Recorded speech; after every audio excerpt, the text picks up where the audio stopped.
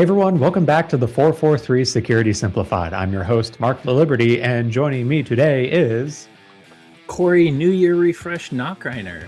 And it's going to stay that way, right? Because we solve cybersecurity and everything is good. So my holiday vacation and the New Year's is all just fantastic now, right, Mark? We sure did, and nothing of consequence happened while you were out for the end of the year either, too. So, wins all around. Cool. But welcome back, Corey. I'm sure we've beat hackers and they don't even matter now. So this will probably be a short episode. Probably yes. Or not. So on today's episode, we'll discuss a new botnet that has been under investigation since at least October of last year, but quite a bit of new information just coming out in the last few weeks. After that, we'll cover yet another evolution of the click fix style malware delivery that are targeting victims around the world. And then we will end with an update from Cisco's Talos team on a unnamed, but at least, identified threat actor based out of China, targeting edge network devices for ultimately espionage. But with that, why don't we, New Year's resolution our way in? Is that even a verb? It is now. You made it one.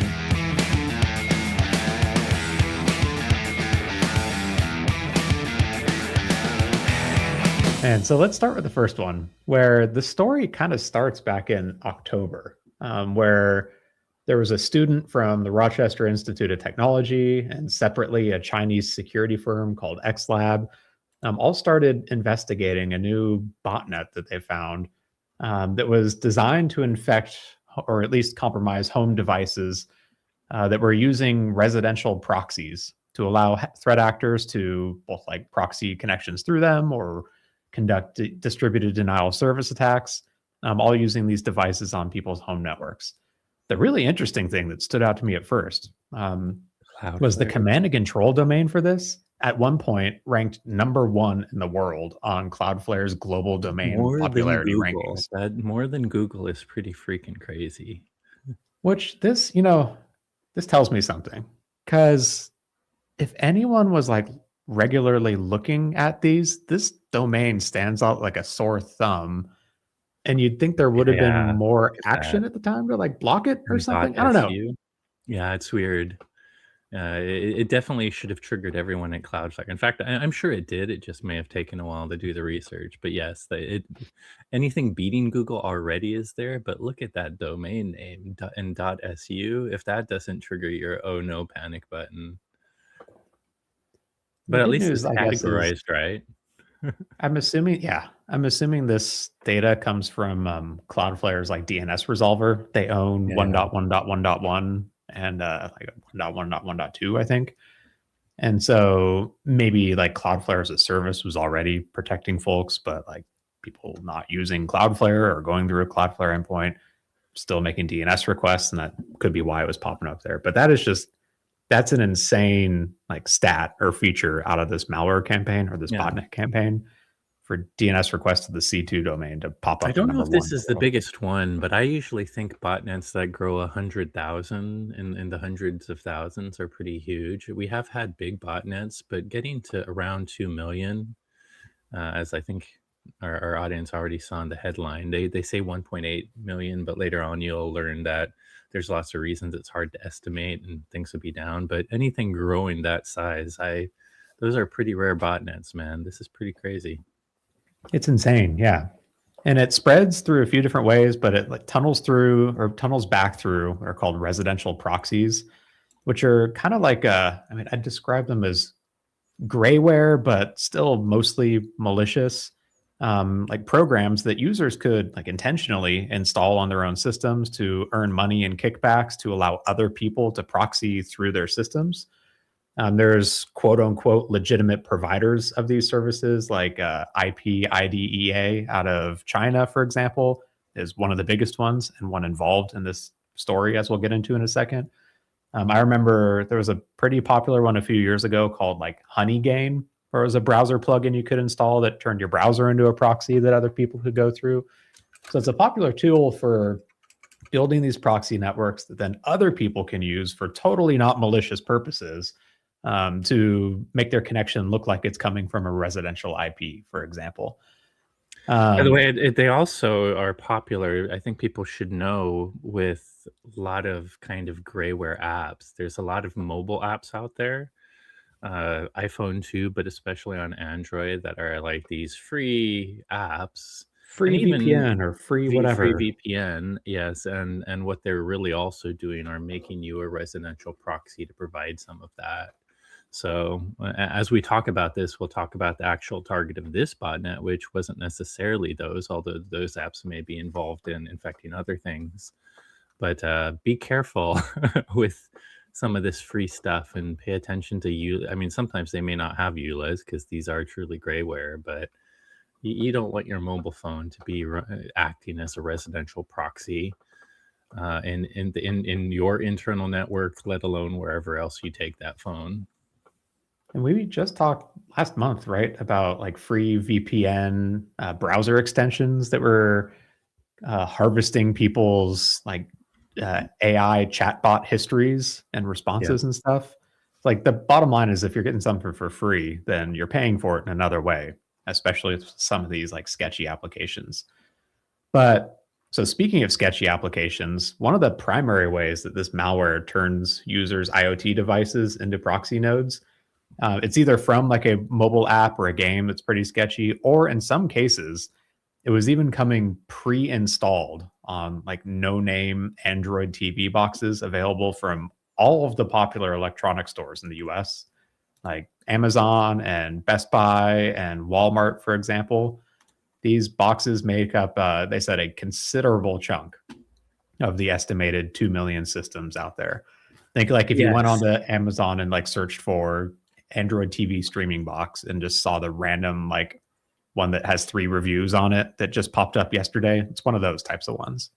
These are very popular, and maybe we can get it in the show notes. But I also see TikTok. Like TikTok is turned into this influencer way of selling cheap stuff, like little game systems that have a bunch of pirated ROMs, or a lot of streaming TV boxes that are already set up to essentially pirate content from services in locales that you shouldn't have, often using these residential VPNs in order to proxy from the right location. So it's good to know to be careful of those. And we'll get into the details, but later on, do you know there's a GitHub? There are some I would say that are not. They're still no name, but ones like Superbox are really popular even among tech nerds. So there is a GitHub that has a huge list of these boxes.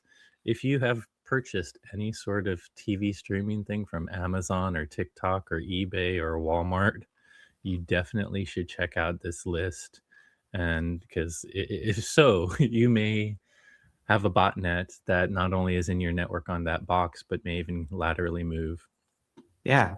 So they talked about also like internet connected digital photo frames were another target. Yeah. Some of the devices it didn't necessarily come pre-infected, but like the setup instructions would tell the user to go install a unofficial Android application onto it, which was the malware. And in most of the cases here, they were installing the quote unquote legitimate IPI DEA residential proxy from that proxy provider. So presumably the threat actors were getting the kickbacks from all of these devices getting to the botnet. But then not only were they like deploying that proxy to earn like affiliate money, they were also then using that proxy to further infect other devices on the victim's home network. So by default, these residential proxies, like the one we've mentioned, they actually block access to private IP addresses. I couldn't connect to this proxy network and then try and connect to 192.168.1.10 or whatever. It should block it. But the threat actors in this case found a clever way of getting around it by setting up DNS records that resolved to private IP addresses. So instead of them connecting to and like scanning the victim's network using like raw IP addresses, they would use domain names that ultimately still went to private IPs that got around the kind of local firewalling in these proxy services. So they could find other devices behind the victim's perimeter and infect those too with this botnet, which is one of the reasons it potentially grew so dang huge so quickly. It's pretty ingenious, Yeah, honestly. yeah. Scary, but I ingenious. also thought it was interesting. A lot of these I mean, all of these boxes are Android based. And Android Debug Bridge is something that allows it's really one of the ways you sideload to an Android device, but allows you to obviously debug and have shell access to the device. I thought it was interesting that a lot of these boxes are shipping with that enabled by default, which is not the typical thing. And so that it's like if you scan your network for 5555, I think, uh, it would give threat actors direct access to this device, and then they can continue to do this lateral movement or just have C2 send commands. So Yeah. yeah, it's a crazy situation. And even just like listening on localhost for that ADB port 5555, like through the Yeah. residential proxy, they could connect to the proxy device itself and then basically have full system control of it. It's pretty nuts. And to the So, users, by the way, I'm showing a number of articles. One is the direct research from Kim Wolf, but Brian Krebs, who I think is both of our favorites, has done a real deep dive, as we'll start talking about in who does this. So I'm bouncing between articles, but no, he has two different part series on this describing the botnet is one of them, but then the other one is really going into who are the people behind owning all of these sketchy services? Where is it really coming from? But then there's also some original research from, I think it's Synthient. Is that how you pronounce it? That also, along with X Labs, first found it. So, a number of different articles that can give you a lot of information about this. So, it's a lot of deep research to dive into if you're interested. it's pretty funny because the threat actor in this case has a kind of obsession with Brian Krebs too, Oh, because he must have yeah. like burned him at some point in the past. Like one of the command and control domains was fwordbriankrebs.com. There was another like bit of text in one of the files called Krebs Five Head Fan Club. Yep. I'm trying to uh, find there's so many articles on this. I'm trying to find which one says, "Oh, here it is." But yes, it's I think we haven't even gotten how this is kind of related to another botnet. Was it Asiru or something like that? mhm. It's the same actors, but a different botnet. But Brian Krebs, is the one that actually exposed it before. So this is obviously a person slash group that has been exposed by Krebs before. So it is One of the kind definitely of scary interesting. ones is one of those command and control domains was fu Krebs SSN. one, and then but it basically has his home address and his social security number as a part of the domain name too. Yeah, yeah, they've been doxing him forever. I think he's set up for that. Like I remember reading some old articles a few years ago, talking about his protections because he definitely has to monitor his serial number. It's been out forever, like all of ours, by the way, thanks to that one breach. And But he's yeah, definitely making enemies on the underground too, with a lot of his pretty good investigatory journalism and trying to out it's them. scary, but it's what makes me think he's so cool. Like I want to, I want everybody to protect him, but I would be a little bit proud because it shows he's doing good work, in my Yeah. opinion. Now, I mentioned the botnet lately primarily just installs that kind of grayware residential proxy application. And Krebs actually reached out to them to ask them for a comment on their like association to this botnet activity. And they basically like denied everything, told them they're not associated with it. They don't see any activity with it. While on the same day, they replied back to one of the researchers saying, "Oh, we fixed all the vulnerabilities that allowed this to happen."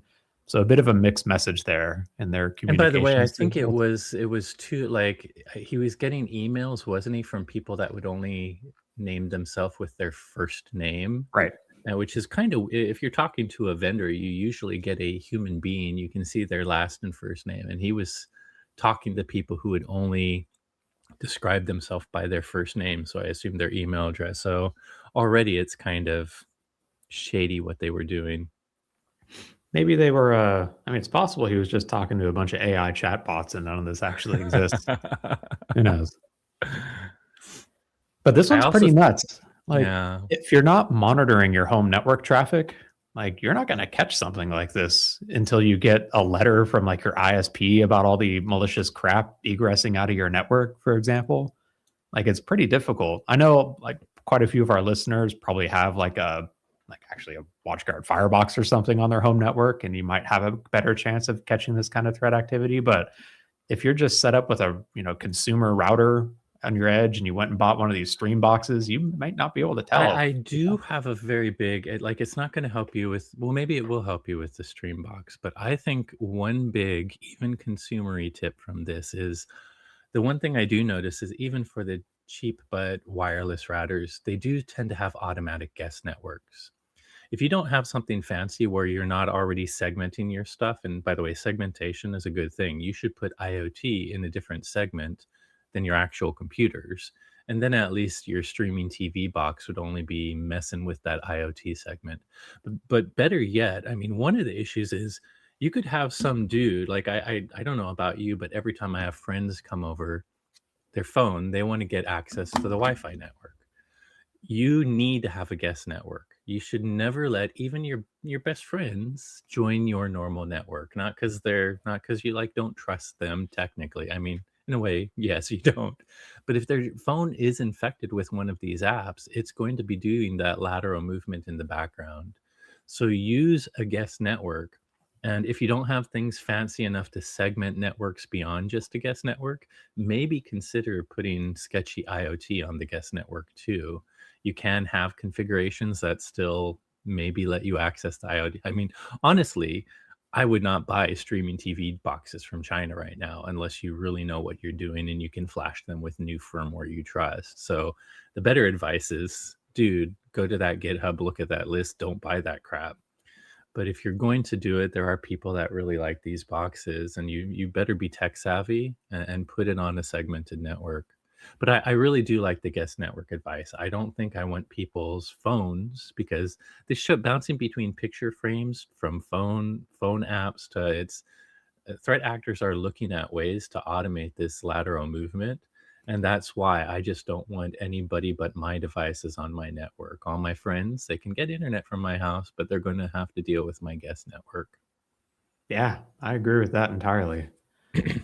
Moving on then. So the second story I wanted to talk about came from a blog post from Securonics last week where they described yet another ClickFix style campaign. So if you remember ClickFix, it's a type of phishing campaign where it tricks the victim into trying to solve or fix a fake CAPTCHA by usually doing like keyboard combinations that ultimately run a malicious program on their system.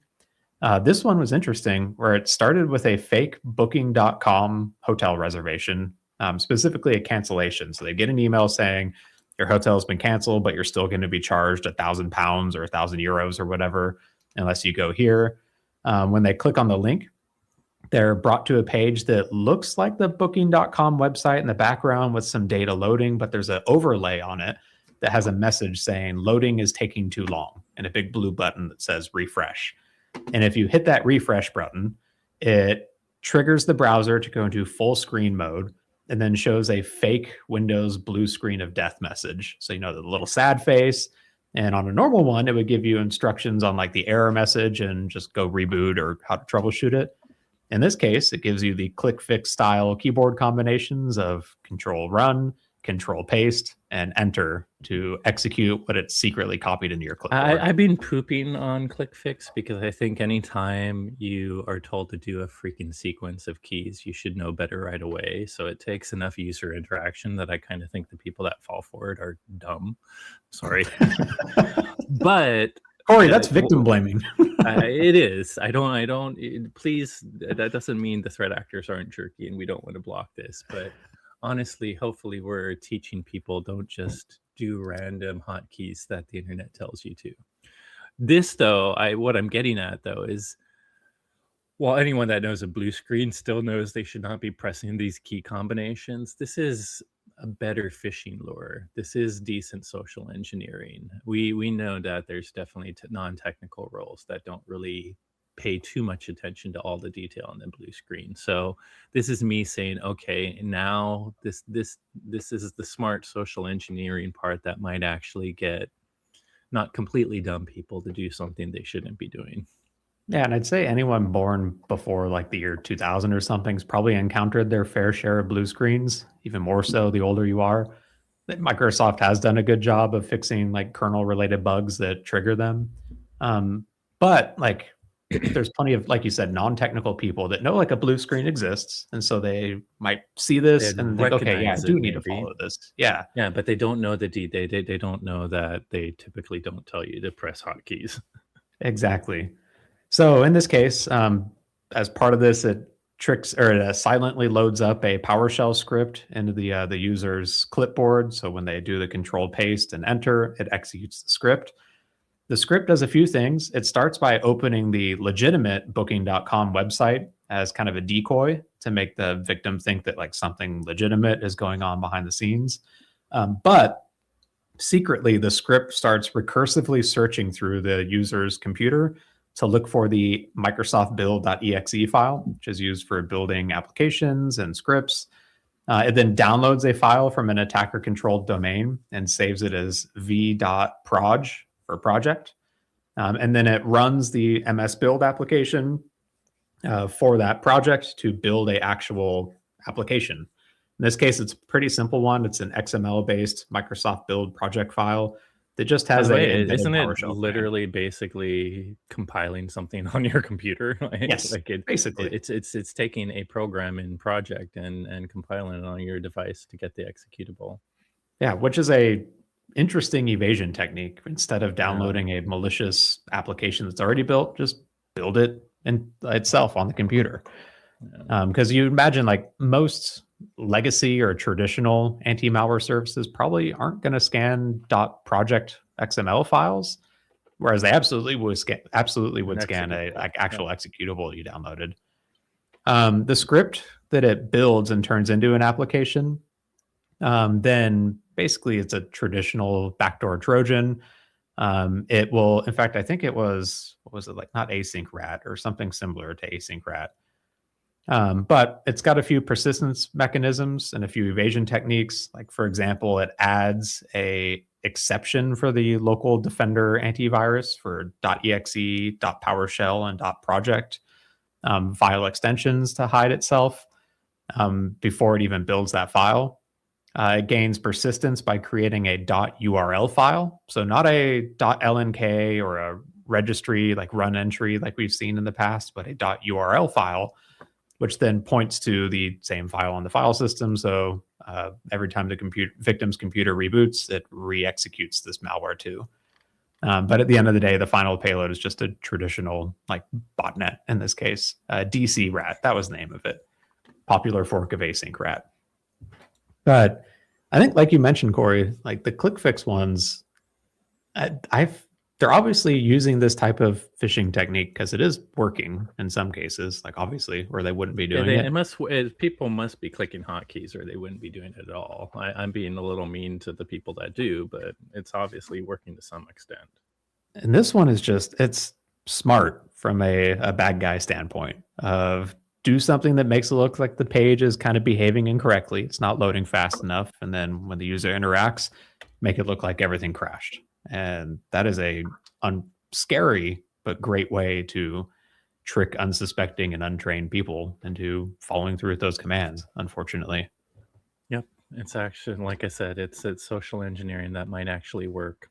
That said, I mean, I think we should make it pretty clear that unless it's directly from your IT person that you've already validated, if anything in a browser tries to make you, unless you're looking up how to do a shortcut, tell you to press a combination of hotkeys, that just should be something that triggers warning bells no matter what part of the browser or how they do that to you. Don't do that. And this is like just further evidence that EDR beyond traditional endpoint protection is like a core requirement for endpoint security now. Like traditional antivirus would not catch something like this. In fact, it goes out of its way to disable the traditional antivirus's ability to catch it on the machine. But EDR that's watching for living off the land techniques, like funky PowerShell scripts like this that enumerate your file system to find the MS build application and then actually compile something that was downloaded from the internet. Like that's a lot of red flags, and it would catch something like this. But yeah, man, scary times. Moving on to the last story. So Cisco Talos just published a research post last Thursday describing details of their analysis of UAT 7290, which really rolls off the tongue. You know what? I support them having like a numeric identifier for some of these threat actors. I do kind of miss when we had funky little animal names for everyone. And I hope that time comes back for The us at some Microsoft point. ones, Yeah, they at not even least this is have names. Microsoft's transition Not to like animals, natural disasters. Like storms. I miss Yeah, Fancy Bear and Cozy Bear. that's true. But well, I don't miss them actually. I Cozy Bear sounds a hate little them. too friendly though for a nation state threat actor, APT. Very true. Either way, UAT 7290, it's a China aligned APT that targets telecommunication providers primarily in South Asia, but more recently in Southeastern Europe as well too. And so in their article, they go through some of the most recent activity. They discuss how these threat actors have pretty extensive tooling that goes everywhere from open source malware to custom bespoke malware to exploiting 0-day or 1-day vulnerabilities using publicly available proof of concepts. Um, and then they talk about a couple of these specific malware payloads that the threat actors are using. So, for example, in most of the campaigns they found, they used a program called Rush Drop, which is a dropper that starts the infection chain. It's also known as Kronos Rat by some other vendors out there. This dropper is kind of interesting. So inside it, it's got 3 binaries encoded in it, like embedded in the dropper that it unpacks and runs on the file system. It does some like anti-analysis checking, make sure it's not running in a sandbox. 2 of the malware payloads or 2 of the payloads are like malware itself, and then one of them is just a copy of BusyBox, which is a pretty common Linux utility that gives like a shell and other utilities you can use on a Linux system. The one of the malware binaries is called a Silent Raid, which is like a modular malware. It's got a whole bunch of different plugins that can do different things. It also has some anti-analysis virtual machine checks in there, but then it's got plugins for like opening up a reverse SSH tunnel by using either the built-in shell application or the copy from BusyBox if the system doesn't have it by default. It's got one for port forwarding, so to set up like a proxy on the system. And then it's got one that gives it full file system access and can do things like read the local Etsy password file or download and unpack archives onto the system. And it can even go through like certificates on the system to find more information about it too. So pretty interesting way to get, I don't know, like the domain name maybe associated with one of these systems or IP addresses and stuff. They also talked about Bulbature, which I'm glad we're back to fun names for malware, I guess. Which can bind and listen on different random ports for remote access. But it's mostly just like another information grabber that gets in like the file system information and stuff from certificates too. But long story short, like the main takeaway from this was it's yet another threat actor that's targeting edge networking equipment to gain that foothold within a network, to then either use it for espionage or they use it against other organizations and other attacks. And I think it's interesting. They're not pointing out any specific edge devices. I mean, these threat actors have become sophisticated enough that they're using any technique they can to get into edge devices. Sometimes it's the edge devices that have stupidly opened SSH, so they do SSH brute forcing. Sometimes it's 1-day exploitation as opposed to 0-day, meaning if there's vulnerabilities in different remote access systems and all these edge devices that eventually become known, and even though they're patched, there's a proof of concept. People take a long time to update firmware of edge devices sometimes, so you can still on 1-day means after the fact, essentially, still have an opportunity. If there's any proof of concept, why not try it against the device or check if the box is patched? There's still a lot of vulnerable boxes. So it is interesting that at this point it's become, rather than targeting any specific vendor or any specific box, they just know they want edge devices are the most useful devices to them in these cases. We have a ton of different techniques to get into them. But when we do, if they're these Linux-based devices, we have, or in some cases, I think these guys had a few Windows binaries, but it was mostly Linux focused. They have a ton of different kind of pre-made payloads that they can load up regardless of what edge device they get. Yeah. And it also like with those one-day exploits, it means like the time to patch when a vulnerability comes out, and when you discover it, or when you become aware of it as a system administrator, that time is coming down. Yeah. And I think that's going to continue to accelerate with things like the Cyber Resilience Act, for example, where vendors are going to have to start disclosing like limited information about vulnerabilities within just a day, which means other people are going to start looking at them, looking for them. And it means the chance of a true 0-day or 1-day being exploited goes up as well too. Like the trade-off is more transparency Yeah, is always and then good, we add but AI vulnerability yeah, discovery, so 0-day goes. I think the key takeaway to the actual user, I mean, us vendors have to find ways to get patches quickly to you with CRA, but the key thing is we can no longer have the delay we've had in hardware and firmware updates. You need to, like, to me, they need to be as quick to patch as you do the Windows operating system. It's less automated. I get that. A lot of the times hardware or just the nature of the edge device makes it a critical edge gateway, by definition, a production thing. But as Mark said, uh, us vendors will do a good job of taking care of ways to get you fixes really quickly. But you guys definitely need to try to patch hardware as quickly as you can now. Make something more regular in your checks to hardware.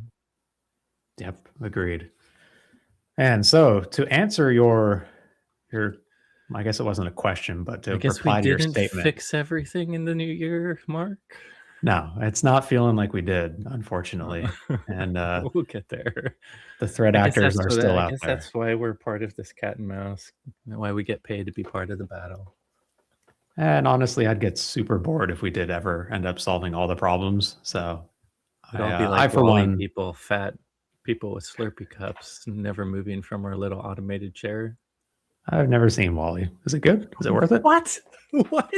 You have No. to see Wally even as an adult. Okay. Your I'll kids put it might on be the too old list. for it, but Wally is a fantastic movie. Original Pixar. Can't go wrong.